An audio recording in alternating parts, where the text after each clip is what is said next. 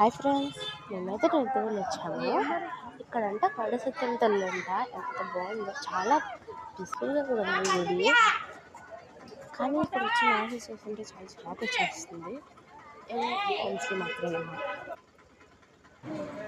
దీనివల్ల ఈ అమ్మవారి పర్మిషన్ లేకుండా నిజంగా విజయవాడ కూడా వెళ్ళామని కొంతమంది చెప్తూ ఉన్నారు. ఇక్కడ కోడలి కోస్తూ ఉంటారంట. దానికోసం మేము ఇప్పుడు ప్రిపేర్ అవుతున్నాము. అండ్ చాలా పీస్ఫుల్ అనే కాదు, ఒక వైబ్రేషన్ వస్తూ ఉంది. అది మళ్ళీ మిస్ చేసుకోవడం కష్టమని పొద్దున్న నుంచి ఇక్కడ ఉన్నా. అండ్ చాలా చాలా happy because after this I want to go to Bezawada.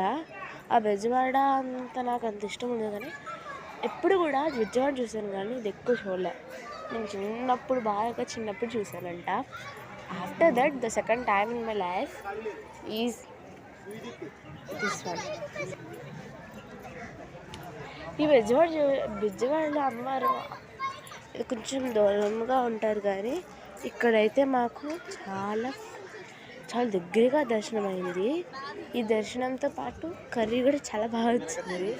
చాలా అక్కడ మన వాళ్ళు ఎన్వి తింటున్నారు. మనం ఈరోజు సండే కదా, వెజిటేరియన్.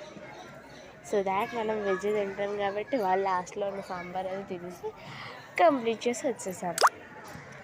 మీకేమనిపించింది మీ నిడదవోలు ప్రయాణంలో? అసలు మీకు అసలు మీకు అమ్మవారు ఎప్పుడైనా కనిపించారా?